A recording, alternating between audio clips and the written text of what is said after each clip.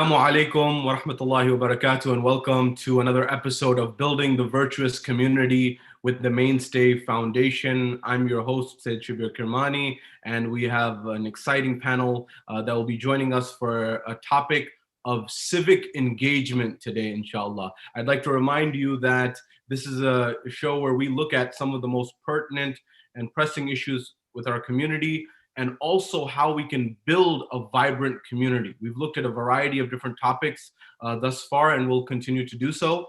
Topics which include the likes of media and media engagement, topics such as entrepreneurship and business and how to foster a strong financial community, topics such as spirituality, topics such as leadership, topics such as education.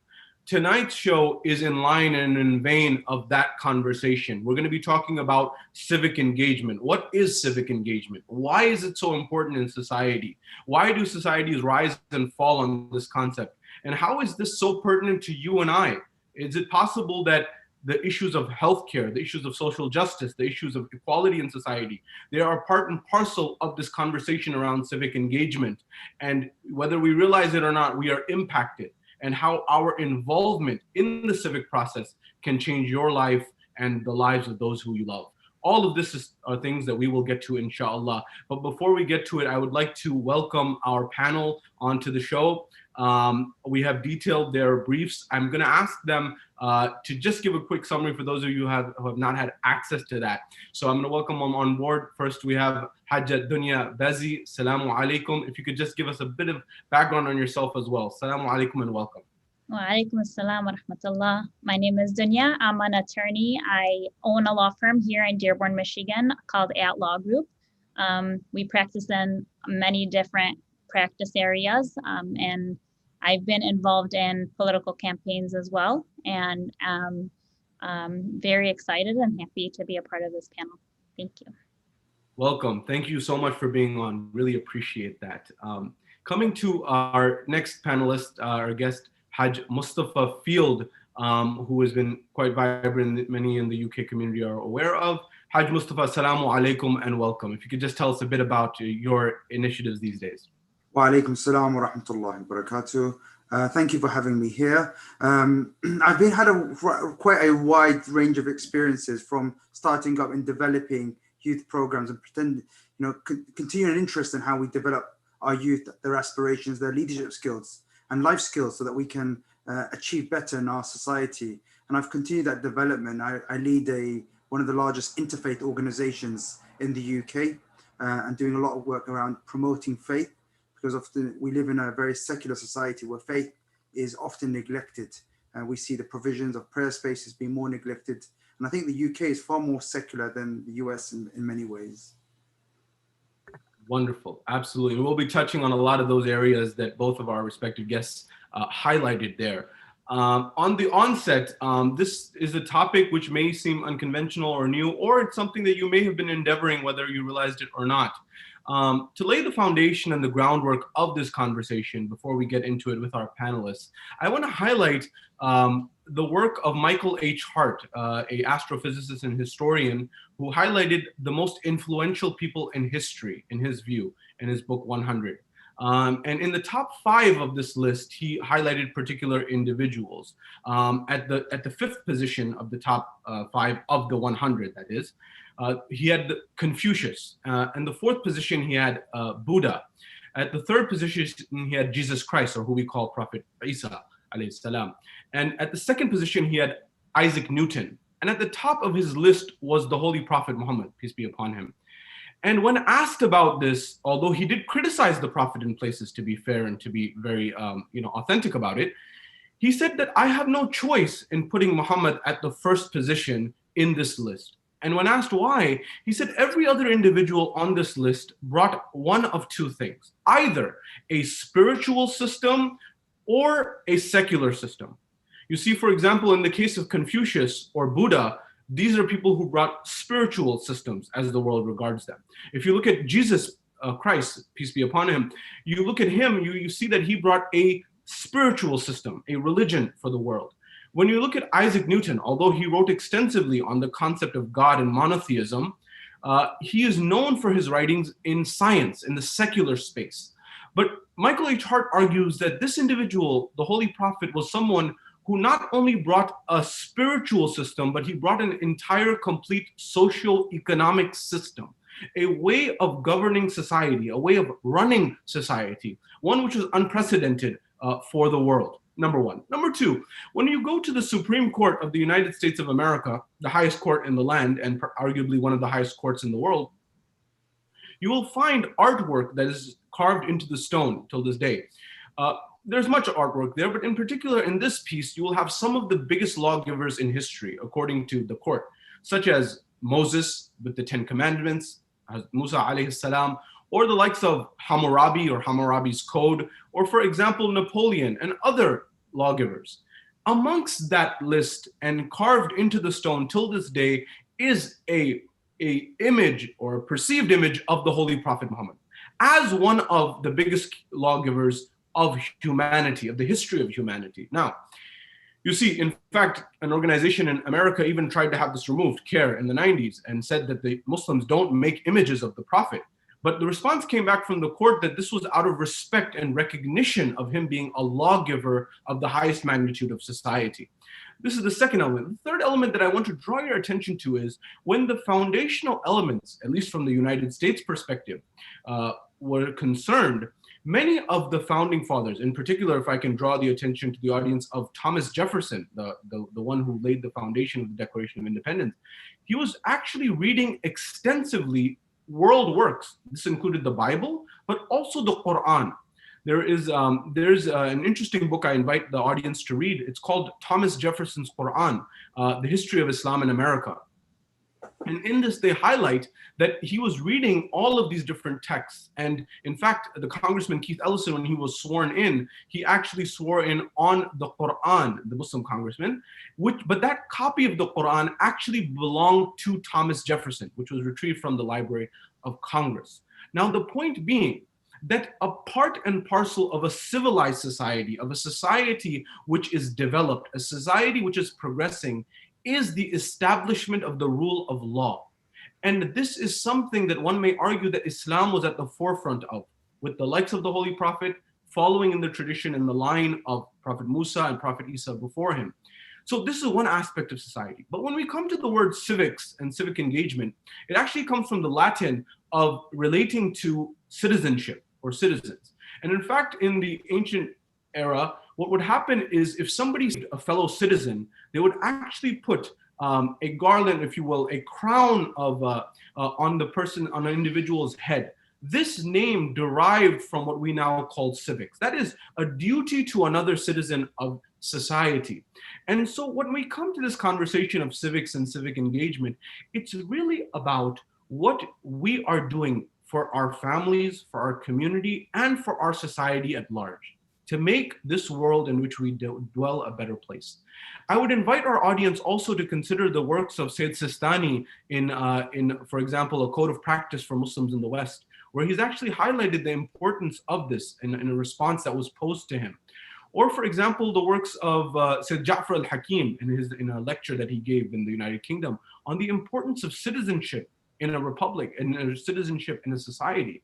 That are we not members of society in the United Kingdom or in the United States? Do we not have a responsibility to our people and our fellow brethren and sisters in society?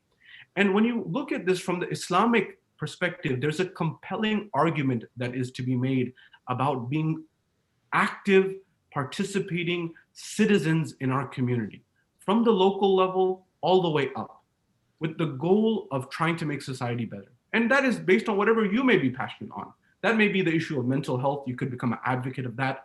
That may be the issue of social justice, of racial inequality, or making more racial equality society. That may be economic injustices, for example, economic inequalities.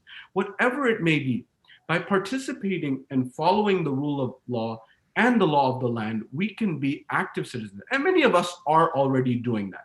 I've said a lot. I'm going to pause here for a moment and bring our panel in. I'd like to start actually with Hajjah Dewnya on this about this question of what is civic engagement. Many of our community will have this question in their mind. What are we talking about when we're talking about civic engagement? How is this real? How is this pertinent for our audience, what would you say to someone who's wondering, what are we talking about when we say civic engagement? So a lot of people look at civic engagement as something that's overwhelming, right? So a lot of people don't understand what civic engagement actually means. When you take a plate of food to your neighbor, right? That in and of itself is civic engagement. It's being involved, treating others the way you want to be treated. You definitely can take civic engagement to a local level in terms of getting involved in either local politics or local community centers, community service, things like that. You can take it to a national scale or a global scale as well. But I think that if each person would focus on just doing good to the person that they are with, their neighbors, their family, their community, I think that can make a world of difference. So I don't want people to get overwhelmed with the idea of civic engagement as though it's burdensome, because it's really not. Us as Muslims, if we're practicing Muslims and doing things the right way, then we should be, working in a good environment with our coworkers around us. Things that are very simple things to do, that's being involved in civic engagement as well. Excellent. Thank you for that. And I think that's a very important point. This idea that it's where we are. It's this idea of our communities. Think globally, act locally, and even if that means, from the Islamic perspective, so beautifully highlighted by the sister, this idea that in Islam, the concept of a neighbor is a bit different than what we're traditionally. It's not left and right of you. It's actually 40 houses, east, west, north, south, and we're accountable in the prophetic traditions that if we went to sleep with food and one of our neighbors, 40 houses either way, and they didn't have food, we're liable on the day of judgment. And that's part and parcel of being a Muslim, that we have to be concerned about the well-being of our fellow neighbors and our community at large. And this is part of being a good Muslim, to actually care and consider at that level. Very, very eloquently stated. Hajj Mustafa, as I come to you, I wanted to just kind of highlight this idea that, this idea of having the ability to participate in the process and civic engagement is still something that in many parts of the world may not even be an opportunity. Sometimes when we're in the West, we have this opportunity to be involved in the process. In other countries, people are still actually fighting the struggle to have their voices heard, to be represented, and things of this nature. What would you tell someone about civic engagement? What is civic engagement, and what is the importance of it? I know you deal in this space a lot. So what do you say to someone who may be on the fence about the importance and the significance of this topic? Your response to that? I think civic engagement is really about a group of individuals working to address an issue of public concern. This could be through working together or alone, even through political or non-political action to protect public interests or to make a change in our community. Some of our, addressing issues of public values, such as addressing issues of racism, Islamophobia, but also looking at how we can address things like making sure that people who send their kids to school have access to, meals for children. These are the big issues that currently in the UK with the pandemic, we're seeing real, challenges with some of the most vulnerable in our society who need protection. And for me, that's the most important aspect of civic action and civic participation. Very well stated. Very, very well stated. And this is really the food, the meals on the table. If we can use that term, or civic engagement, or being involved in the process of our society, doesn't necessarily mean what we see on the news all the time. It doesn't necessarily mean what we see internationally. It could mean things as simple as that, but as important as having food on the table and making sure that people are secure. And I'd like to invite our audience to consider that we have an opportunity here to get involved in this process that other people may not have. If you look at the history of our world, not too long ago, if you look at the United States, just 100 years ago, that's when women got the right to vote in America.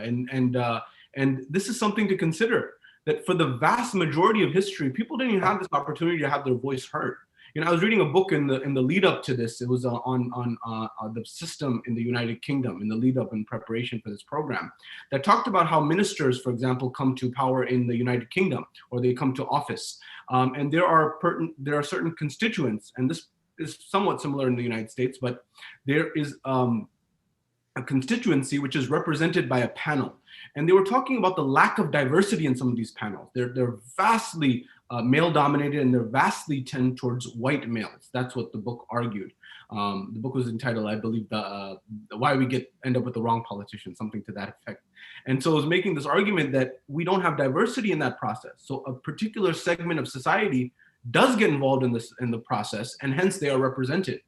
Similarly, one may argue in the United States that if you're not being involved in the process and making sure that your voice is heard, what ends up happening is a particular segment of society is heard. And we want to make sure that your voice is heard.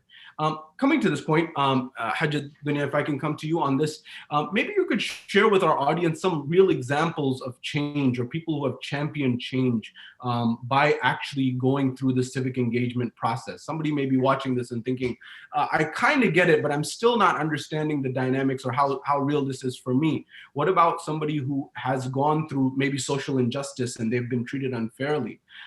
What are some examples that you can think of of people who have actually used the process of getting involved to spark change for the better in society? So, we have many examples here. One that kind of jumps out at me is the Ahmed Act. So this was an act that was entered into a bill, and basically the purpose of the bill was that if a child is taken away from its family, then the child must be put in the same religious sect as the family that's taking over. So how did this come up? This family tragically lost one of their babies in an accident, which eventually they found out was the baby had like a disease of the bones, and nobody knew that, right? So they thought that the baby had drowned in the tub. So the mother got put through an extensive trial. She was acquitted. And when she was acquitted, her hope was that they would give her back her other 3 children. Obviously, she was found not guilty. She went through the whole process. She did nothing wrong. And yet her children were still taken away from her. And they were given to a family of non-Muslim background. So her kids grew up in, Catholic in this particular scenario, and that instead of destroying her, which a lot of people would have taken that and felt bad for themselves and felt that they were victims, she took that energy and she created new law that is going to help hundreds of families in the United States whenever this happens to them. So if they do go back and reconnect with their children, they're not reconnecting with somebody who's so foreign to everything that they believe, making it that much more difficult. And I get goosebumps talking about her story just because in our local community, we watched her go through so much, go through a trial, get her kids taken away from her, and yet she still continued to fight. And everyone can do this with regards to whatever your passion is, right? You talk about mental health. I had a client who passed away, took his own life, and his father is just driven by this idea, I have to be involved in mental health, whatever it is. And not very educated, doesn't have a lot of money, but he goes to social media every day and talks about his son and how just opening his arms up for other people to come. That's civic engagement as well. I would like to make one more point just in a general, maybe not a specific example, but with regards to getting out and voting, right? So a lot of people used to say, my vote doesn't count. I think after this recent election, nobody will say that anymore. But in our local community, there was a period of time where we couldn't get anybody elected from either Arab, American descent, or Muslim descent, and we're heavily, heavily populated here. So as long as people go out and vote, we should be able to elect somebody with our ideologies, our backgrounds into office. And you've seen a strong shift in that over the last couple of years, where our community has really come together and got out and vote through whether absentee ballots or not. And now we have many individuals who are elected to judges, state representatives, solicitor general. So alhamdulillah, like there is a change in that, but I think if more people get involved, we'd be a lot better off. Oh, wow. Wow. What powerful and compelling, just real life examples of how people can foster change. You know, someone, a mother going through such a trying time, using that energy to fuel it, to foster change, so no one else has to ever go through that same experience that she had to go through, or a father advocating. You know, we have, as you alluded to, we have these platforms today, such as social media, that you can actually create your own platform.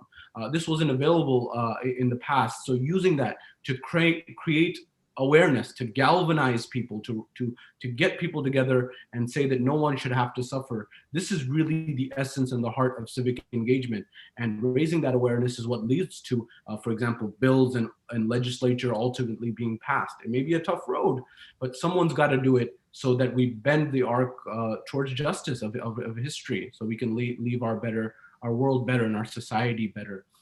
Thank you so much for sharing that. Hajj Mustafa, as I come to you, I'm going to ask similarly, if you can perhaps give us some examples.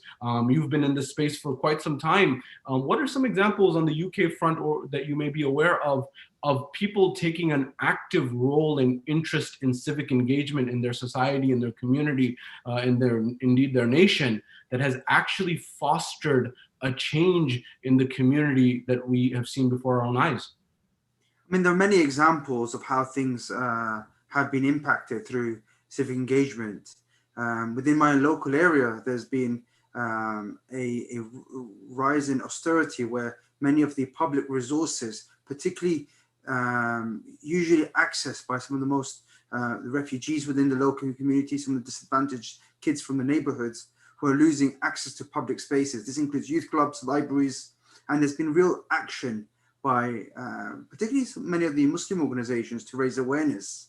One youth club, particularly, I think 80% of the beneficiaries are from a Muslim background, have been very involved in raising and highlighting the importance. Often, if you're not round the table, okay, others are making those decisions, and there's that saying that you're going to be eaten, and you've got to be your dinner. And so we've got to bring ourselves to the table to engage with local council officials, our public authorities, and making sure that our rights are respected, but also that we make sure the policies are there to protect all people. And that's something that we almost have to learn to develop a universal language, because when you use a universal language, it relates to more people. It's easier for people to digest. And actually, we want to make sure that there are youth provisions, there are youth schemes available in our local community, particularly as we are now going through another difficult time across the world, really. And we want to make sure those who are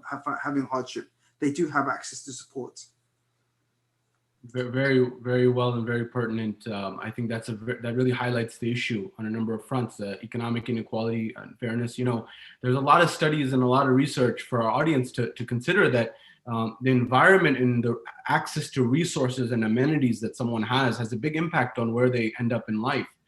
If you have access to libraries, computers, certain things, certain facilities, this can make a big difference in where you end up in life. And as a community activist, as someone who's involved in civic engagement, you can make a case with your local government to make sure everyone has fair access to these resources. Every child should have a fair chance at succeeding in life. I want to highlight a matter which may be pertinent for everyone, in the United Kingdom, in Europe at large, as well as definitely in the United States, and we can go as far as throughout the globe. We've noticed an air of polarization that's occurred in our society, an increase in polarization. I want to highlight for our audience, Justice Sonia Sotomayor, one of the Supreme Court justices of the United States of America.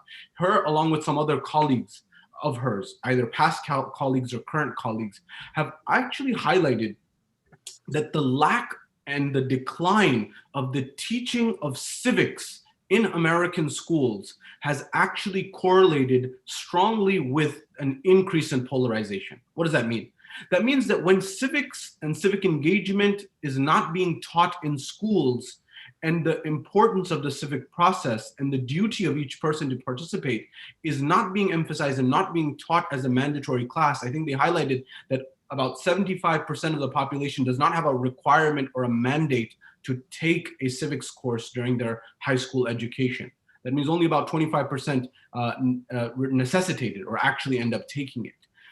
And so this has led to an environment where there's a polarization. There may be a lack of insight and information. And then these narratives come about the whole system being rigged, or the system is I have no say in the matter. And these narratives become very common. And it leads to an environment where we become polarized and we're on opposite ends of society and we don't work together. Therefore, actually knowing about the civic process, to know what is the system, it was highlighted about, for example, voting. Like, what is the process? How to vote? What is the process to get a bill or a law passed in my community or my society or my world? If you go back to, for example, the Magna Carta, this was the first document, at least in the West, that we know of, roughly 800-900 years ago, that actually highlighted this opportunity in England that farm owners, landowners had some rights. And the basis of this became what's the parliament now in the United Kingdom. And this is what has led to this idea that the people's voices should be heard. But I should highlight that this was still only property owners at that time. There are many people in society who are not represented. It's, as I highlighted, women and other minorities are very recent to the table in terms of actually having their voices heard in the West. Therefore, we should participate in this in order to make sure that our voices are heard, and we're doing as much as possible to make society at large more equal, more egalitarian, more fair. What has been a result of some of this polarization? Some of this polarization, for example, in America, we notice scientific facts are getting blurred along political lines. So, for example, global warming, which is a scientific issue, which is empirically observed, is now becoming something that is sectarian, or, for example, it's on polls. It's something that's becoming one party versus the other party. And things such as vaccines, a scientific element that people are actually going across political lines. Why are these matters becoming politicized? The real issue at hand is to curb ignorance. And that is part of civic engagement, to understand how our society functions and how to actually operate it, rather than assuming other things. So in line with that, I would like to again come back to our panelists on this exact issue of, well, now that we've highlighted the importance of civic engagement and being involved in the process, we've also given some examples of it. What would you say to an audience member of ours about if they now have figured out what it is that they are passionate about? Maybe mental health, for example. Maybe they're passionate about, for example, economic inequality. Maybe they're passionate about social justice. What advice would you give that person on where to get started, what to do, and get going in terms of being a civic engagement activist, or doing something to foster this change in society? Hajjah, Dewnya, if I can come to you on this one, what would you tell somebody who's watching this and they actually are passionate about changing something and want to do something about their society? What advice would you give them? So the first piece of advice I would give them is, you don't have to wait to start, right? You don't have to do a ton of research and figure out exactly how you're going to fix this problem. You probably are not going to fix this problem right away, but over time, if each and every one of us does our part, then inshallah the problem will subside, right? So I just, again, going back to I don't want people to get overwhelmed with it, right? You have some people who understand, okay, some people like myself who are lawyers, or their careers allow them the ability to advocate in the highest courts. We have a duty to do that. I would say that's our civic engagement. However, people that don't have the ability to argue a motion in front of the Supreme Court, for example, they they need to be more involved locally with their communities, okay? So I can give an example with regards to when I was in law school. I was in law school and there wasn't many Muslims involved in my school whatsoever. We had people come from the South, people who are not very familiar with Muslims in their own communities. I was the first Muslim that they met. Within a few weeks of that, you know, just being me, right, being a good practicing Muslim, their perception completely changed, right? And they said, I remember one guy coming up to me and saying, wow, Muslims are really cool. And I was like, don't generalize based on one person, right? Don't generalize one way or another. Learn who we are, learn what our beliefs are, and then judge after that. So I would just say, be, get involved with your friends, your families, talk about the issues at hand. I'm sure that people in your local communities, people in your inner circles are having the same issues. If you're able to resolve them within your own circles, then you can then expand after doing research, maybe developing organizations that will help combat those issues, nonprofit organizations. We need much more of those organizations involved. There are many that are doing their part, but there are so many things that need to be tackled. So if you're passionate about something, focus locally, and then obviously if you can do more research and expand that, that would be wonderful as well. Wow, what a powerful, compelling example that, you don't have to know everything. You don't have to, you don't necessarily have to have a law degree, but you can actually get started where you are, to use those platforms to make sure your voice is heard. You highlighted such an important point of Islamophobia, which we're really facing. And there's so much data that actually shows that most people who are Islamophobic don't actually know a Muslim. They may actually know of a Muslim or by name, but they don't actually have friends that are Muslim. They don't have people who they regularly meet and greet who are Muslim. And studies have shown that if just by knowing a Muslim, you can cut Islamophobia in half. And I think that's a really, really pertinent example of that. To to befriend someone, and part of that to come in the limelight as a civic activist, if I can use that term. Shows that what Muslims have already been doing for quite some time, which is getting involved in the process and adding value to society. And very well highlighted that the Muslim community is not a monolithic group. It's diverse like any other community. So whether it's one bad apple or one good for that matter, we should not paint with a broad brush. And if we're passionate, that may be something someone's passionate about, curbing Islamophobia.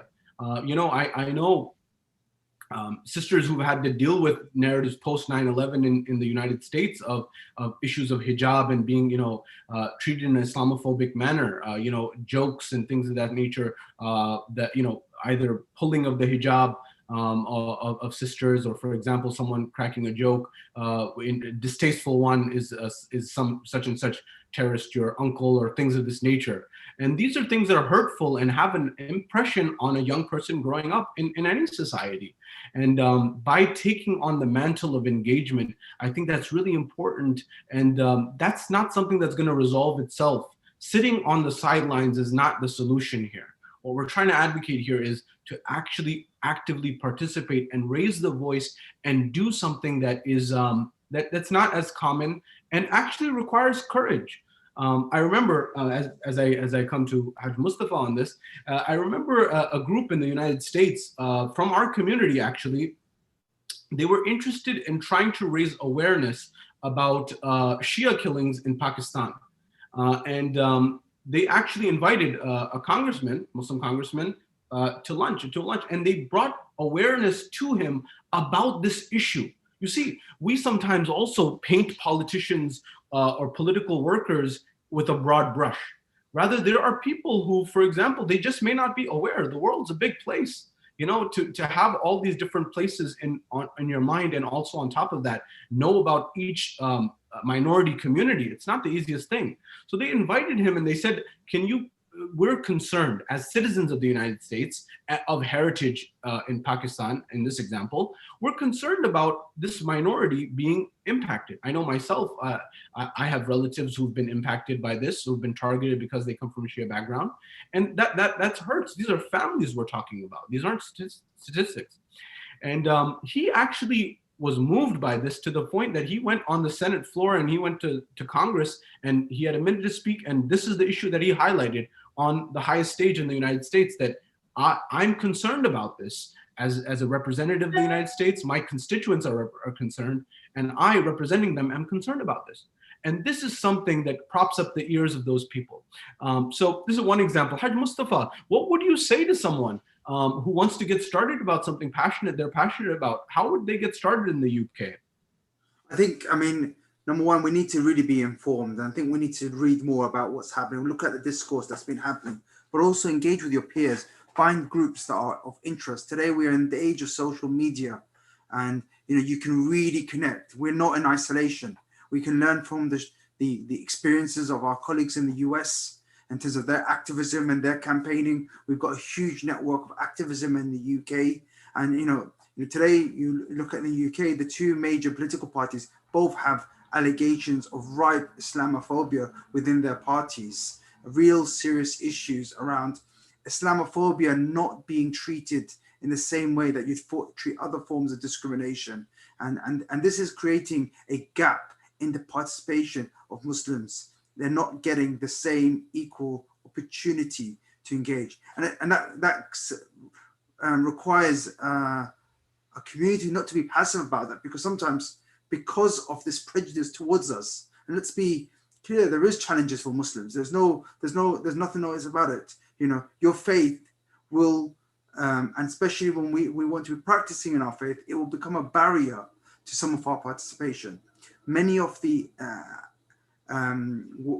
activities in terms of politics, community action, even your local residents association can be in places like in the local pub, where the local community gets together to discuss local issues. There's a history about that in Britain, and sometimes that's very difficult for us from a religious perspective. Engaging a place with the consumption of alcohol is problematic, and so we need to find ways of engaging our local stakeholders, our partners, our allies, inviting them to our community centers, inviting them to our institutions, bringing them over for breakfast, bringing them over for a nice meal. Do you know what? The best PR is a good food.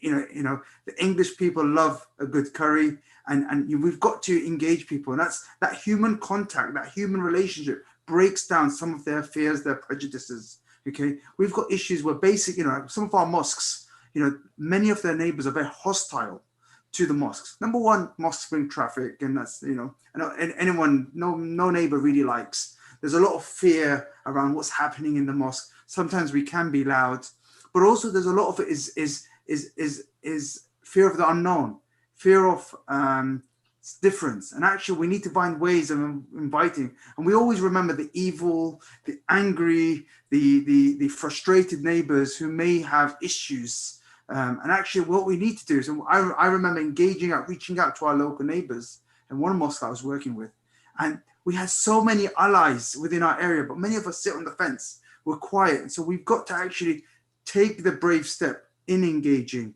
being familiar with your rights, the process, because the process of how you make change, because it differs from different country to country, different local landscapes. So it's really, really important for us to engage. And I doubt there are many issues that there aren't people who are already working on that. Work with them, link up with the existing groups, Muslim and non-Muslim, because we need that wider perspective. And I think, I come back to be informed when you engage. Do not go with ignorance, because our ignorance and understanding, do our due diligence. Who is the chairman of our local political party? What's his background? What's he said about in the past? Are they willing to host a dinner for Ramadan and talk about the Muslim community and the needs, so that raise awareness within the local political constituency? How can we engage our schools, the governors in our schools, so that we can make sure that when they're developing policies, they take in the considerations of the local Muslim community, the local faith communities, often we need to build allies with other faith groups because they all feel actually that sometimes faith is not taken in consideration. Our exams often now are in the UK are in Ramadan.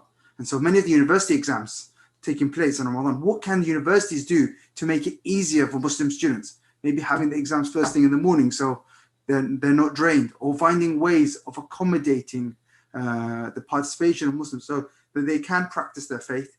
And the UK has a history of trying to be tolerant. There's a history of strong tolerance, but also that word tolerance means there's something on the surface that it's not always easy. We need to learn how we can respect people, because tolerance is very close to intolerance, and that shift is very there. So we've really got to be able to bring people together and be confident in our change. And I think this is very clearly rooted in our prophetic teaching.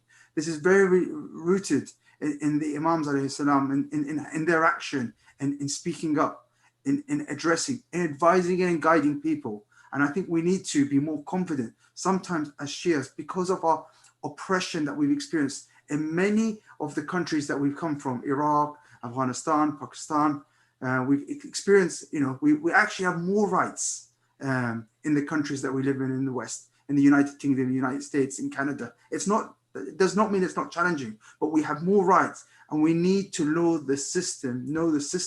In the UK, the Supreme Court held to account the decision of the Prime Minister. You made the Prime Minister turn his decision. There's a lot of presidents in this country, and I'm sure in the US, many examples I recall, where the justice system holds people of power to account. And actually, we need to learn how to do that. We need to be engaging, but also we have to fund that.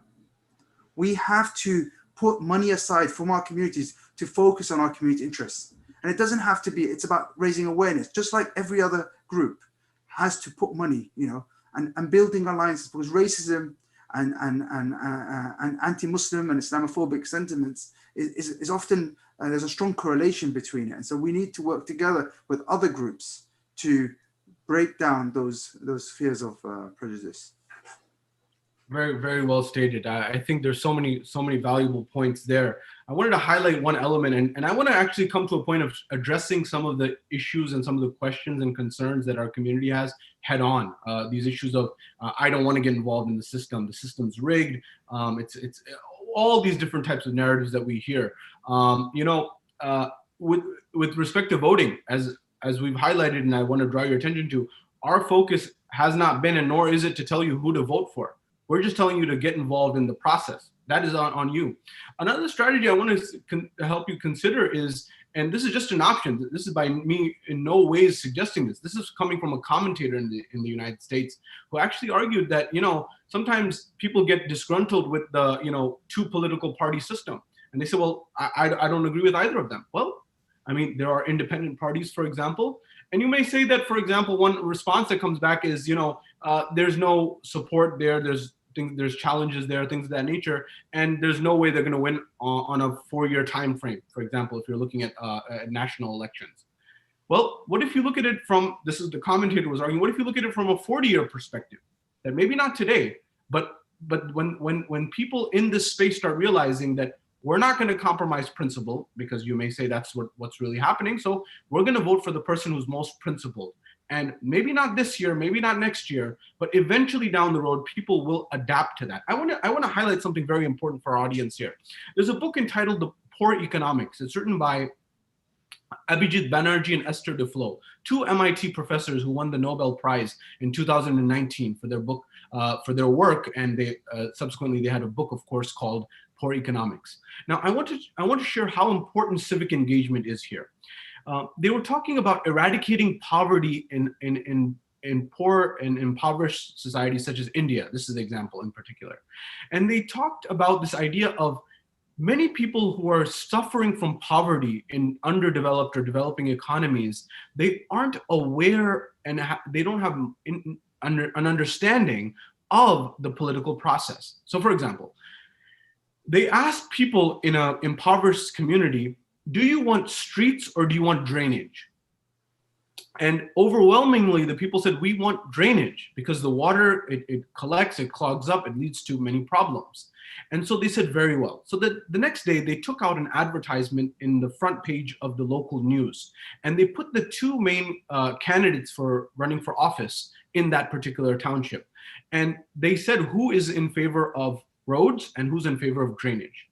Overwhelmingly, when the results and the stands were so clear for the audience, the researcher said that the people actually voted in line with who they were most interested in. So the political process was actually bolstered by making it absolutely clear about what people stand for. You know what the result of this was, Dr. DeFlo and Banerjee said, was that the politicians started adapting to what the people wanted in terms of their rhetoric and what they were looking for.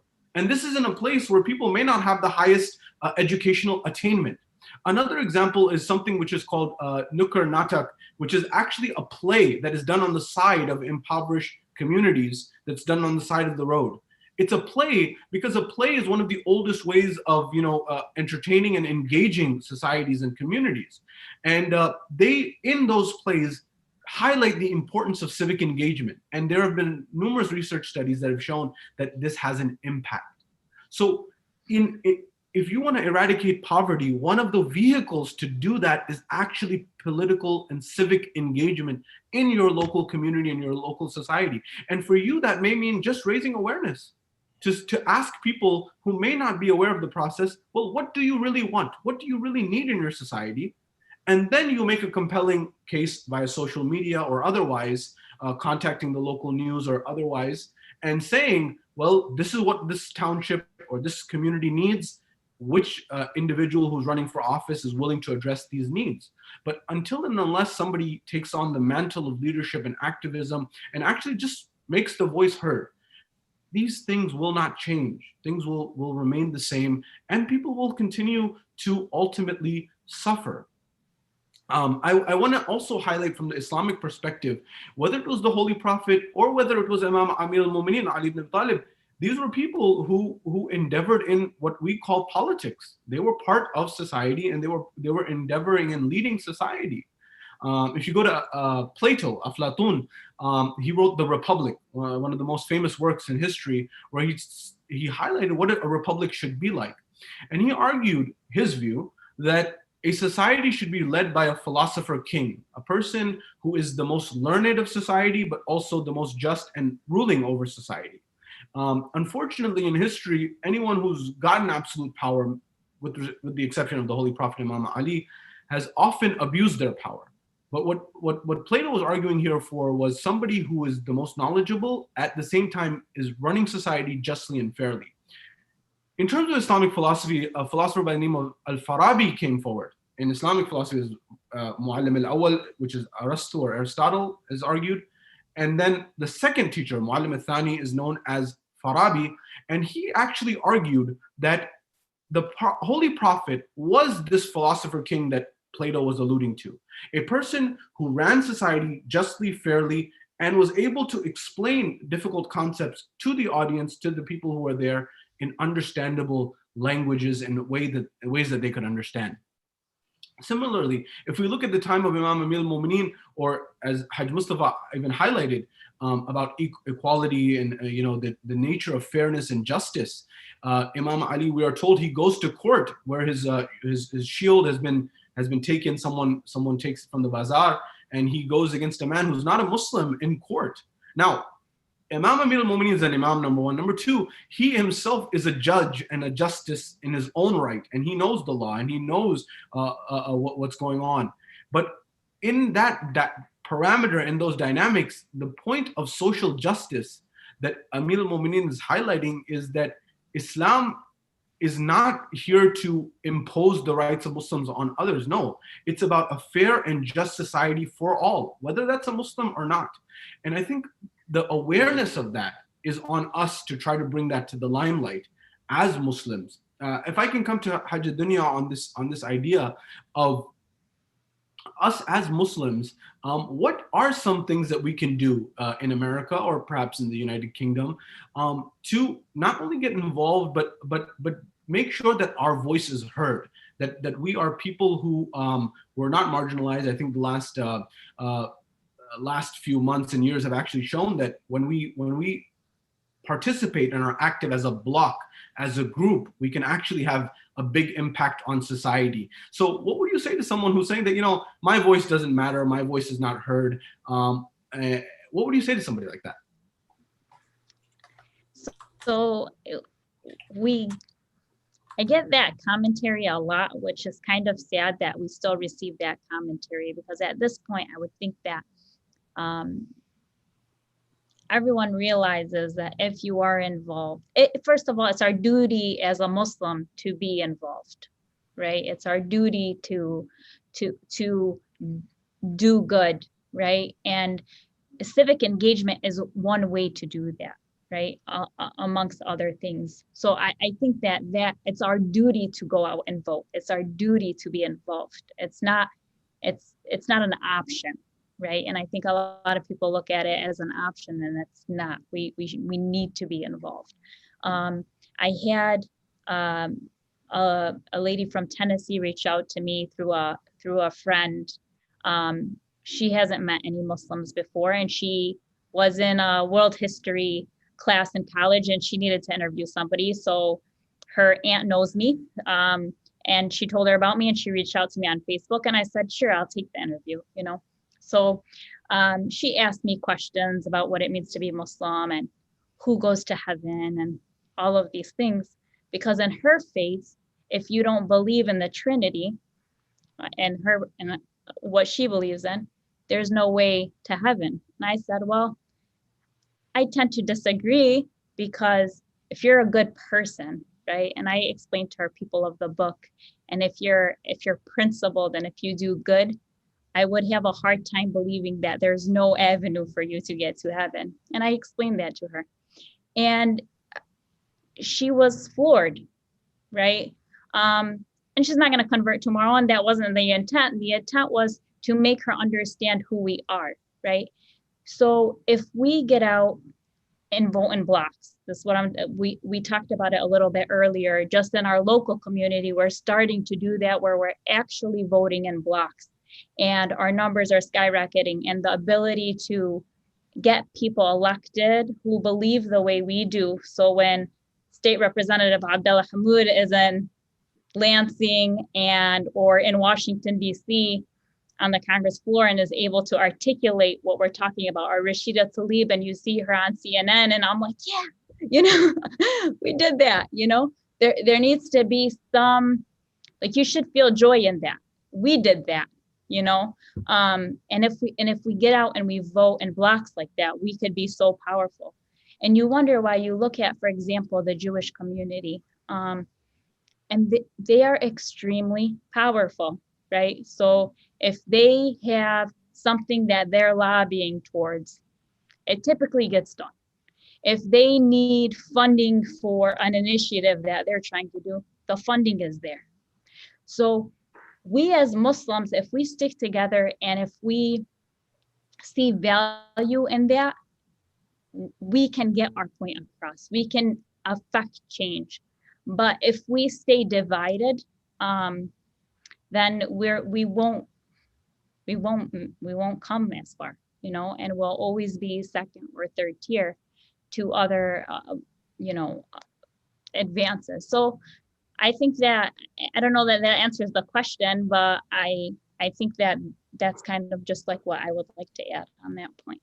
I think that does. I think that does quite well. Thank you for sharing that. And I think for the audience, never underestimate the power of a concerted few individuals to change the world. That's actually the only way change has ever happened.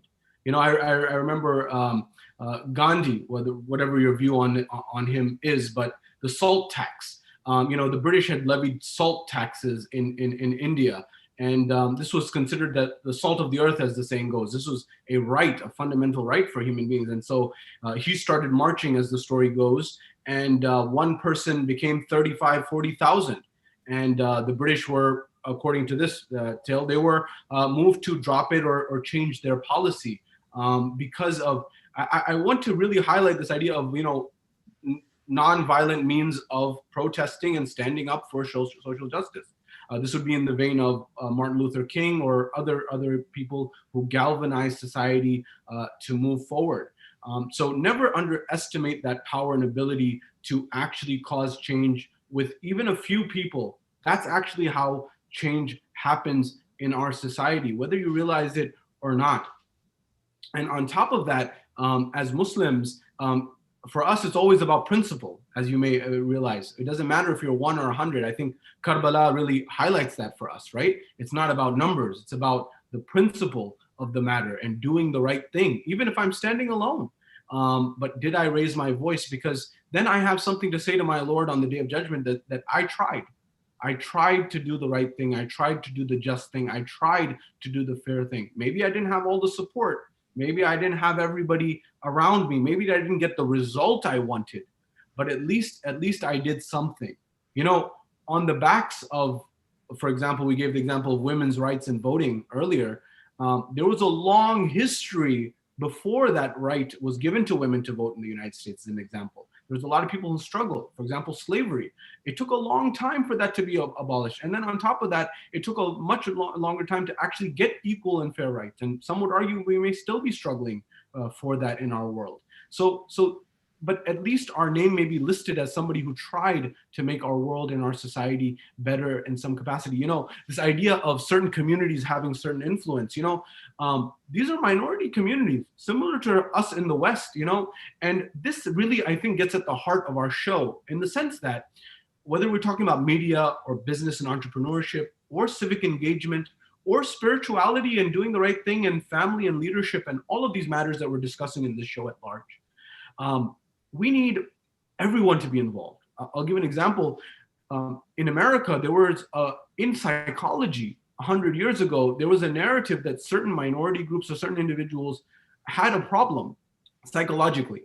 This was the level of discrimination that existed. It was in academia.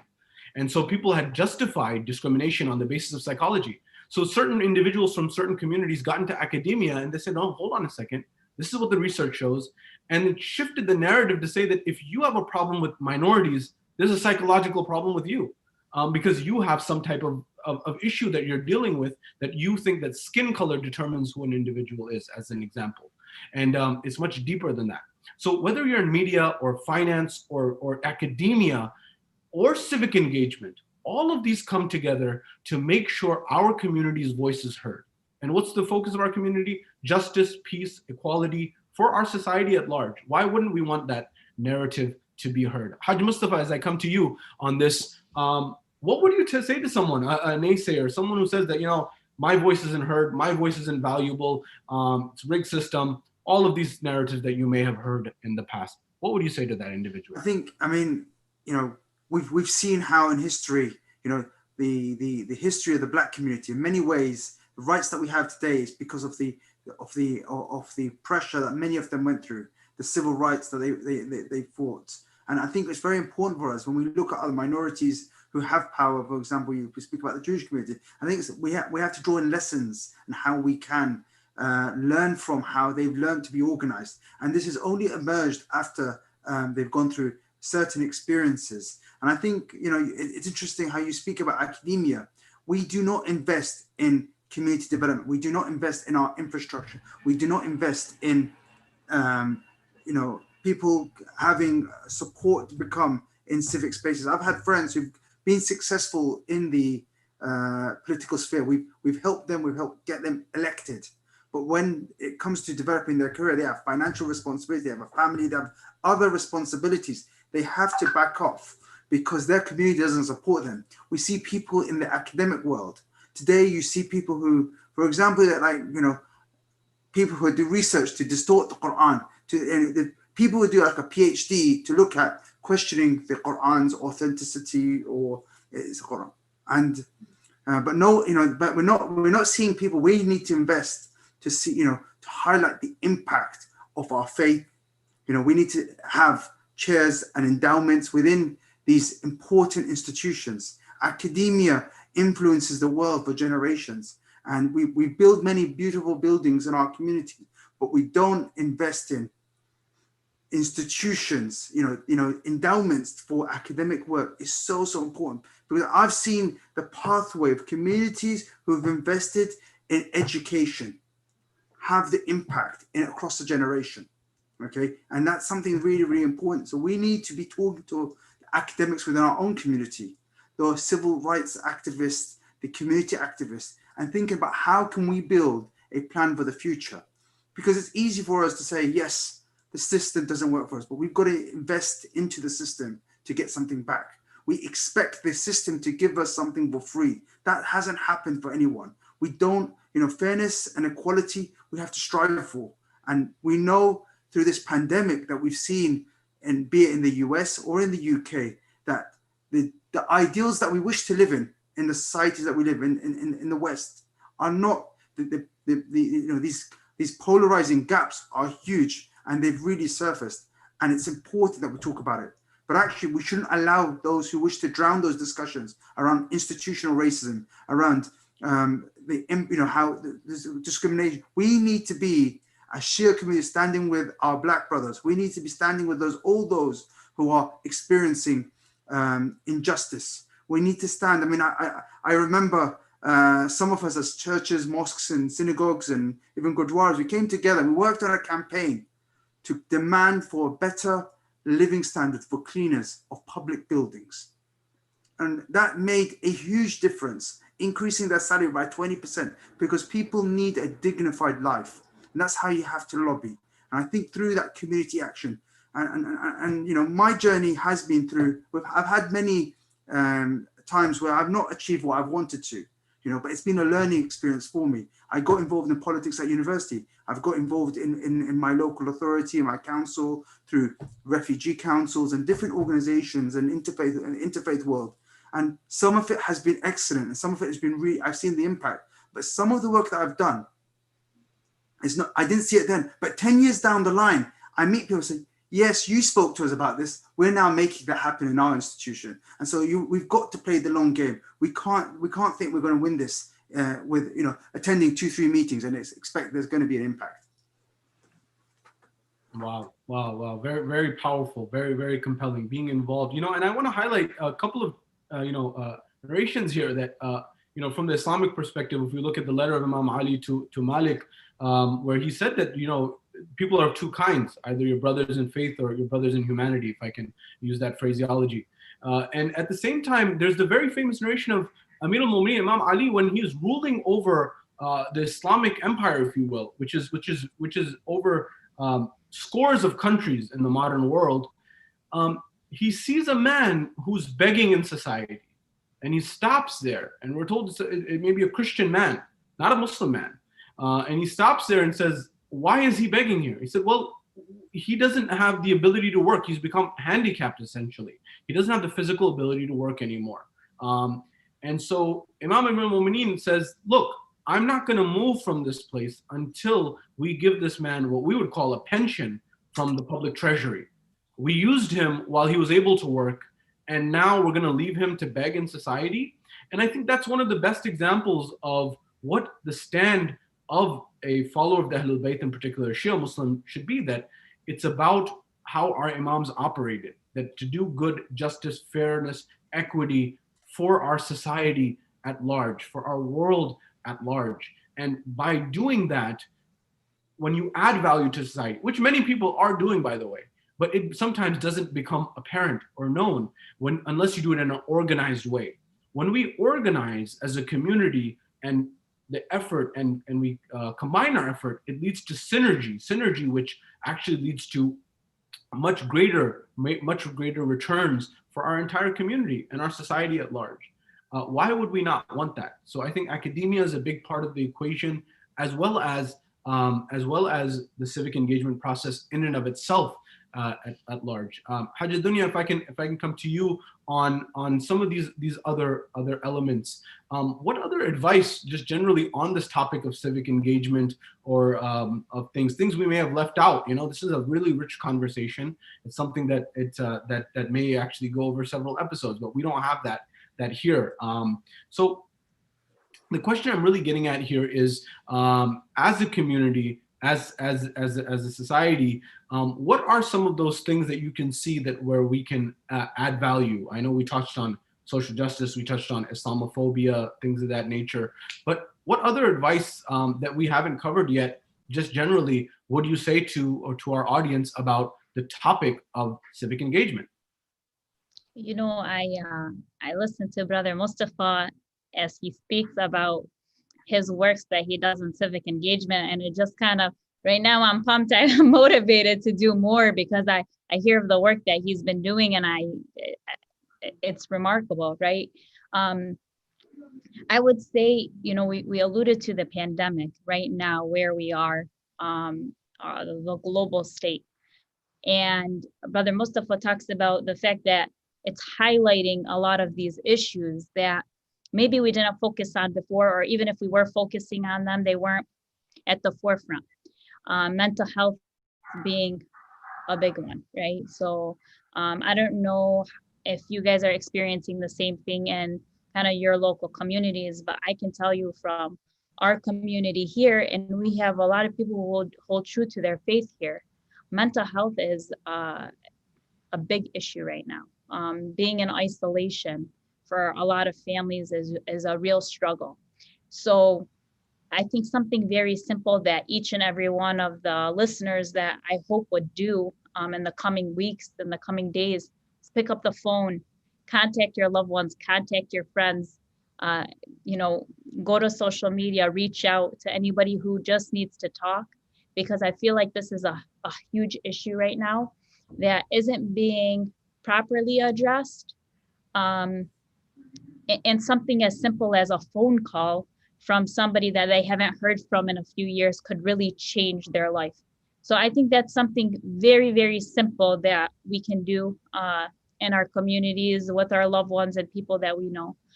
On a higher scale, I think, you know, if you are motivated, you do have the resources, focus on those things that are passionate to you and do the research, put in the time, and you can effectuate change through lawmaking, through, you know, nonprofit organizations, coupling with other organizations as well, and diversify your platform of people that you're working with.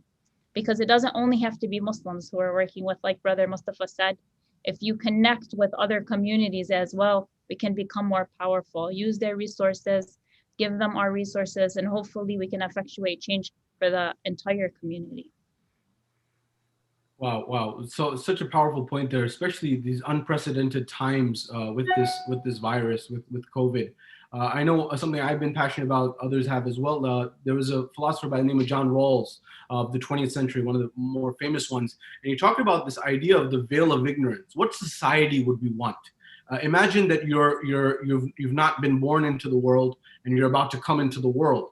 What type of world would you want that the chances are that you can be born into a haves family or a have-nots family, a family that is affluent or a family that's not affluent. In that environment that you can randomly be assigned to a family, much like our real world, what type of world would you want? And the conclusion that he came to is you'd want a more egalitarian society, you'd want a more fair society, you'd want a more equitable society, a society where the bridge between the 99% and the 1% is bridged and it's a shorter distance. You would not want these exorbitant gaps in economic discrepancy, as an example. Why is that pertinent here? Well, when this pandemic hit, there were certain individuals who had the luxury to be able to work from home through a laptop, for example, knowledge workers, for example. But there were other people, and we should highlight our healthcare workers who are heroes in this time at the front lines, and we definitely want to appreciate and applaud them. But there's other people who weren't recognized or who were lost out in the fray, and people who had to put food on the table, and they had to go outside and risk their own health and the health of their family members. And they didn't have this luxury to be able to work from home. And so this really clearly identified an economic gap in our society. Well, to bridge that gap, we're going to need someone to take on the civic engagement, to become an activist for that, to foster change. That, okay, if these people have to be on the front lines or these people have to work and they don't have the option or the luxury to be able to work from home, well, we need to make sure that they're taken care of. Much like Hajj Mustafa alluded to, right? About making sure that people have a dignified life. Why is it that one individual is able to protect themselves and their family's health by staying bunkered down in their home, but another person doesn't have that opportunity? So that's not going to change until someone takes on that leadership and that mantle. So I think that's a really, really brilliant point. And just picking up a phone call and calling someone you haven't talked to in a while, especially in this time, can go a long way. You know, the jury is still out, so to speak, but we're getting more and more research trickling in that, you know, the isolation, the loneliness, the dynamics of us as human beings being social animals, so to speak, social beings, we're not having that. And we're really having to adapt, and this is taking a toll on people. Hajj Mustafa, if I may come to you, based on this, any things that on this topic of civic engagement that we haven't touched that are pertinent, that are important, and that our audience should consider, please do share. Number one, I want to reach out to the audience and tell them that if they want support around going on this path, if they've got questions, if they want to reach out to us. I'm sure amongst us, we can help you. We're a community. And for me, often the most important thing is about empowering others to take the lead. You know, we live all short lives in this earth, and we have to empower and build a community. The most important thing for us is building community. And I often feel that civic engagement, civic participation needs to be about investing in people. We invest a lot in our buildings. We invest a lot in other aspects of our community life. But I want to invest in people. We want to help people become effective. So often when I speak to people about getting involved in voluntary work, it also should be about benefiting themselves, not just giving. Because if you develop skills, how to run a social media campaign, how to do digital marketing, how to develop your communication skills, how to develop your persuasion skills. All these are really important skills in the civic space. And actually, sometimes you can learn those skills in a much more easier way, getting involved in strategic decision making and governance meetings than you can do in the workplace. Because in the workplace, it takes you time to jump that ladder. And it's really helpful for you to get that experience early. And I think actually a lot of employers look towards that. People, even businesses, they look towards people who can show they're proactive, they're able to think outside the box, they're being able to develop themselves. So I often think sometimes because we have weak systems of volunteering within our own community, almost there's a shame towards volunteering, and actually we need to change that.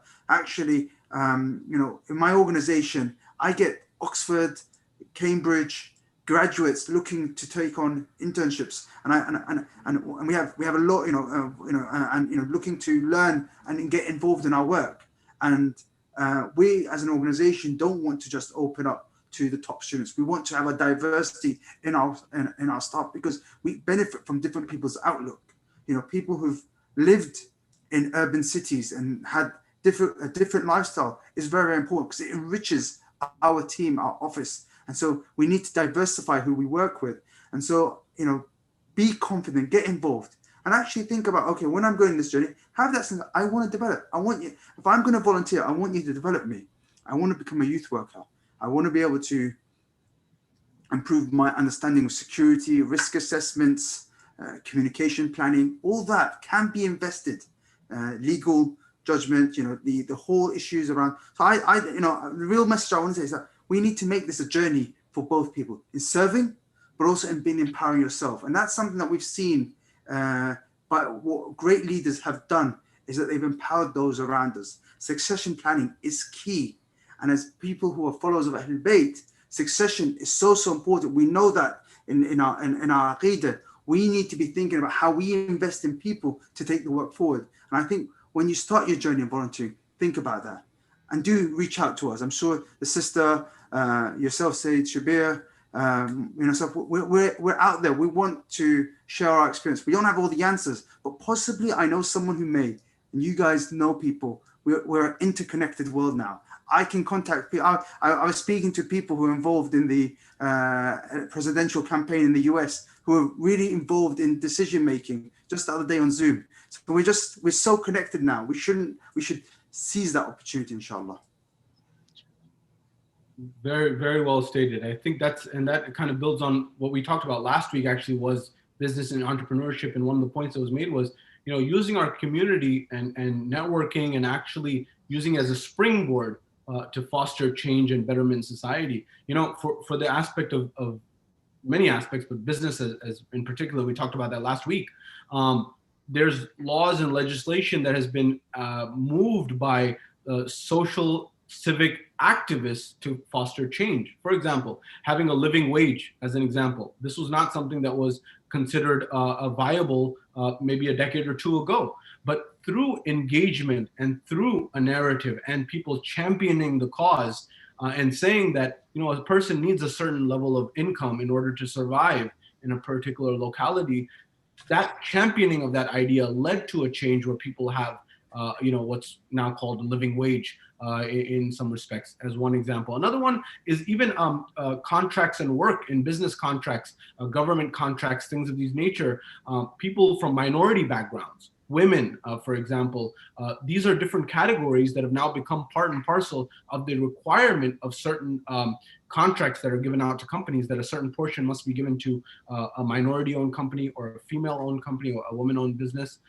And the reason for this is that, that some of these are not represented, or they're not represented equally in society relative to others.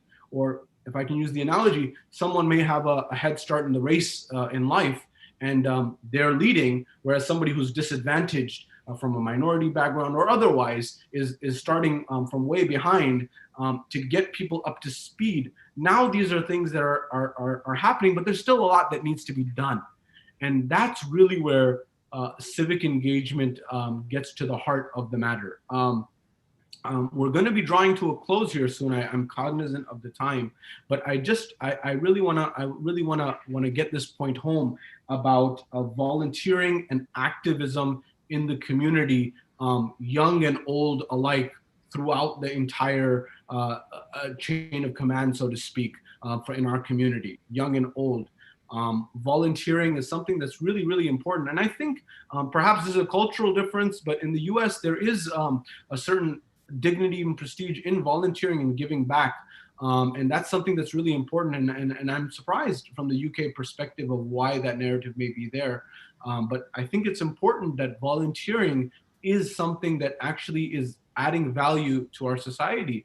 And it's something that needs to be really considered, whether that's in civic and political spheres or otherwise. But I think being active and being an organizer, even certain presidents, for example, in the US started as community organizers. And that's how you start building and getting a pulse of your community, really. Because sometimes we don't even know what's going on in our own neighborhoods. We don't really know the depth. Sometimes we think, I'll give the example of our state. Sometimes we think that poverty or homelessness or hunger are problems overseas only. And it's true, those are definitely problems in many parts of the world. But sometimes we have homelessness in our own backyards, in our own communities, in our own counties, in our own cities, in our own towns. Sometimes we have hunger. I was really alarmed by the number of children who during COVID didn't have access to food that they typically would have, for example, through schools and things of this nature. I wanted to come, as we're wrapping up, to Hajj Dewnya and then Hajj Mustafa on this as well, about, what are some challenges that are in our communities that, sometimes people don't have a pulse of. We think these are foreign problems, but they actually may be existing in our own communities. Are there any of those challenges that you'd like to highlight? Honestly, I've seen everything in terms of challenges that I feel like we as a community feel like we're sheltered from some of these issues until somebody in our community, their families deal with it directly and everyone finds out, and then it spirals out of control and you notice that many families deal with it. So for example, you talk about, drug abuse. We thought it was foreign to our community. It's not. It's their addiction. It's their mental health. It's there, right?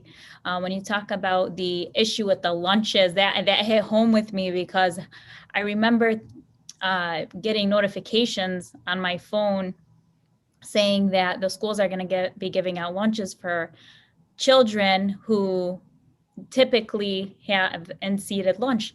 And I thought about that and I said, wow, that did not even cross my mind as one of the effects of schools being shut down, right?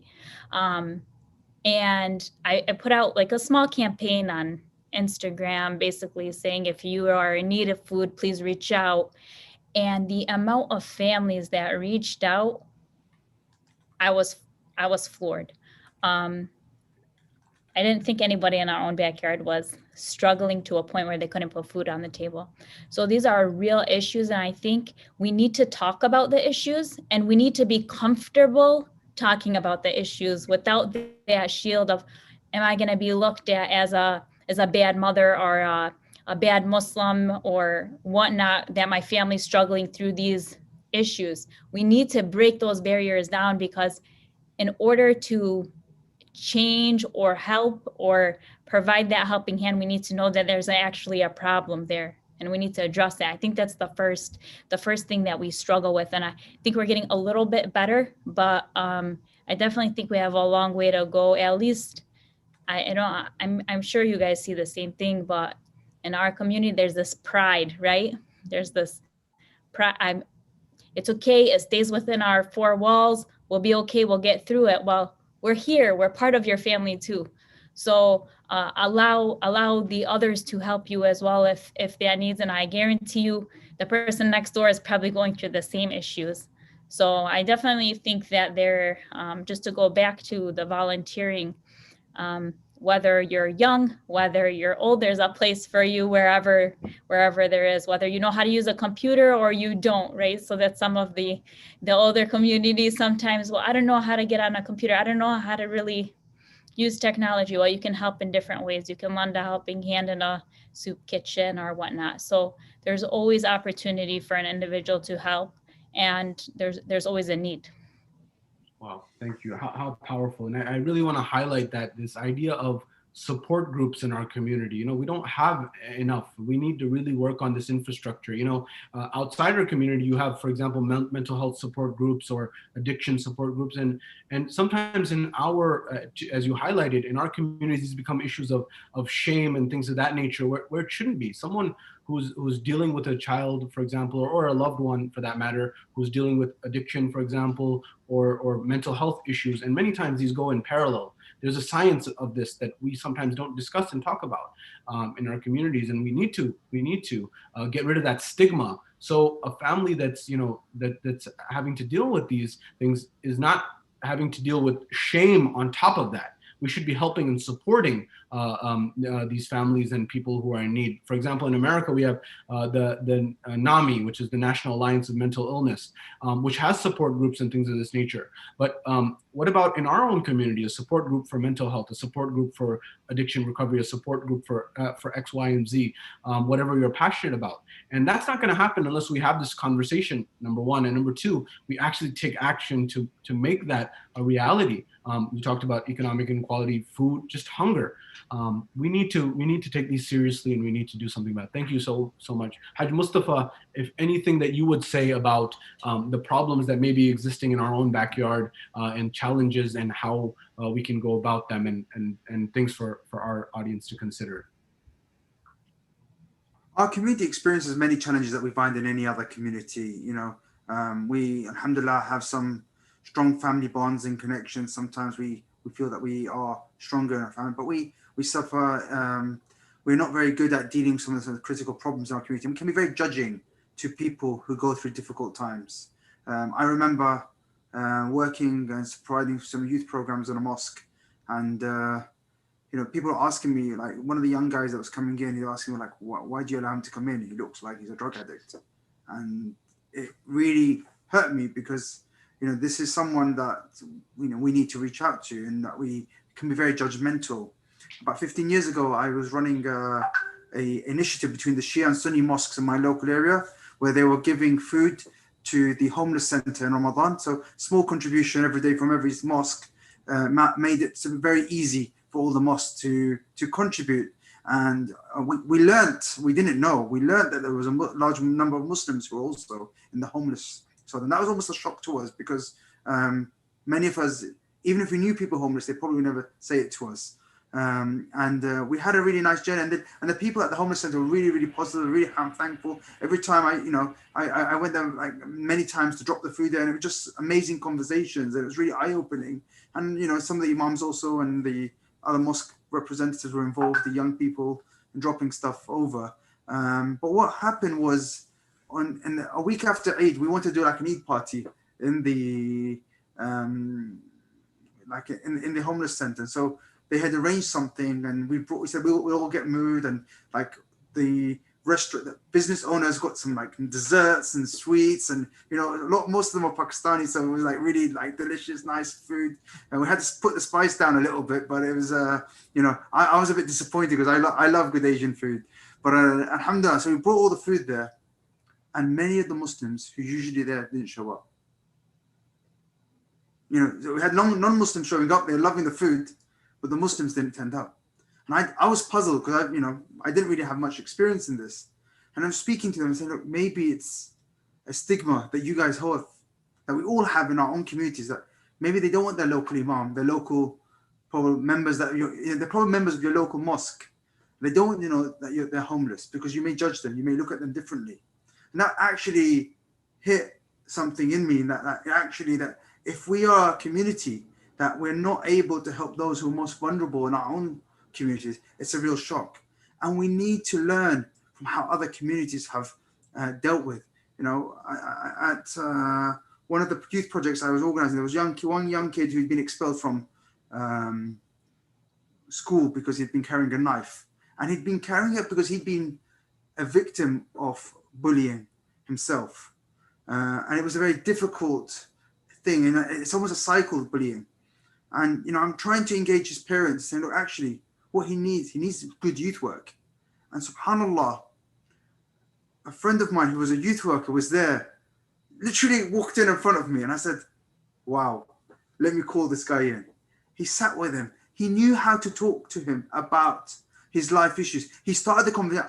I would have no clue how to, I used to do youth work. Now I'm probably completely out of touch, but how to connect, how to start that conversation, what they're talking about, and it's really, really important to help them open up, talk about the issues around anger. How do they deal with that anger? There's issues at home that drive this negative attitude as well. And there's unearthing that is really, really important. But that's a skill. And sometimes we don't think that actually youth work should be a real skill. So I think it really comes back to investing in building people who can solve issues. I'm doing a course tomorrow around domestic abuse, not me, but I've got my colleague who's an excellent facilitator.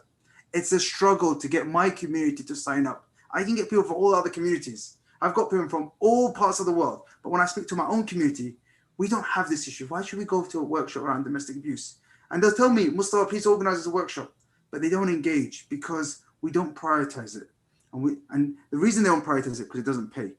You could speak to 100 people in a month who are victims of domestic abuse. Who's going to pay you in the community to support those people? So we really, really need to change. And also, there's a lot of public funding out there. I think the work that many of our imams do in terms of helping relieve mental health issues, social isolation, the congregational prayers brings community life. All of this, we need to be able to talk about it in a way that our neighbors understand the benefits of us being a strong community. And inshallah, they benefit from some of that as well. Wow. How powerful. What a compelling story. Thank you for sharing that. As we draw to a conclusion, I'm going to give our panelists a final word in 30 seconds for each of them. But I just want to build on what Hajj Mustafa said there about, if you're passionate about this, one thing is, we talked about education a couple of episodes ago, and that is the idea of, there may be an argument that somebody needs to be an activist for revamping the school system, or at least adding things. For example, psychology and communication. I would argue this should be taught from K through 12 as mandatory subjects. And these are things that could help curb domestic abuse, anger issues, other things, because there's a science of this. And we talked about the goal of education in that episode. And the modern goal of education is getting a job based on the Industrial Revolution. And we need to get up with the times to actually solve people's problems in their households and their families, so they have harmonious families. But that's not going to happen, and that's not going to change until someone takes on the leadership to be an activist and an advocate for those things. there's a lot to say. We'll leave it at that. I'm going to go with Hajj Dewnya. If you could give a final word for our audience, please. I just would like to thank the Mainstay Foundation for all of the work that they have done for preparing this panel and all of the work that they've done. If you want to look toward an organization that is really effectuating change, it's a good one to start with. I'd like to thank Brother Mustafa and Sayyid for allowing me to spend this time with you. I've learned a lot and I appreciate it. And I'd just like to say to the audience, it's, be a part of the solution. Don't be a part of the problem. So just whatever you can do, if you do it, at least it's a step forward. Thank you. And we thank you so much for your tremendous added value and insight to this discussion and enriching this conversation. Thank you. Hajj Mustafa, if I can ask echo more, Sister Dunya's words around how we need to be part of the solution. Look for people who are doing great work in your communities. There are people out there. You've always got great role models out there. Find them. You've got to sometimes reach out to them, shadow them. Tell them, look, I want to shadow you. I want to work with you. How many, be it an MP, a politician, a mosque leader, someone who set up a social enterprise, a charitable work. Say, I'd like to shadow you. I'd like to work with you. I'd like to help you. I do better donkey work sometimes, some of the hard work, but I want to gain that experience. That's going to give me life skills. I think that's a really important thing to do. I always think it's always very important to strike a balance. And, we find people who we find ourselves never finding that balance in our life. Either you find people who are really embedded in their community and they're struggling in some ways in advancing their contribution in the education world and other aspects. So we need to find that balance, and the prophetic examples are really good for us. So, I think always look for people who are around you, who you can benefit from, and help them. They will be, this whole thing about shadowing is remarkable. We do it in the business world. We do it in the corporate world. Why don't we do it in our community life? If I went and told people shadow a lawyer for a week, they'd run for it. But they're not going to shadow their local imam to see what he does every week, the hard work, the phone calls they have to do. That's something really remarkable. Jazakallah khair, inshallah. We're delighted to have been here, and inshallah, the show continues to engage the audience and inshallah inspire others. Jazakallah khair. Thank you all so much. We'll leave that there. Thank you once again to our panelists. Thank you so much to our audience for tuning in, and thank you all for enriching this conversation. And we hope to see you on the next show. Wassalamu alaikum wa rahmatullahi wa barakatuh. Alaikum salam wa rahmatullah.